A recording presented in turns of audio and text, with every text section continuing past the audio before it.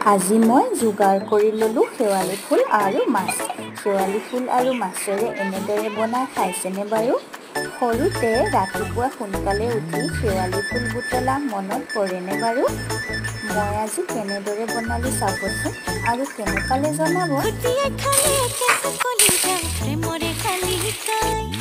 খলি ধৰি মনত কিনো মৰমৰ চেঙা মাছে চুপিয়া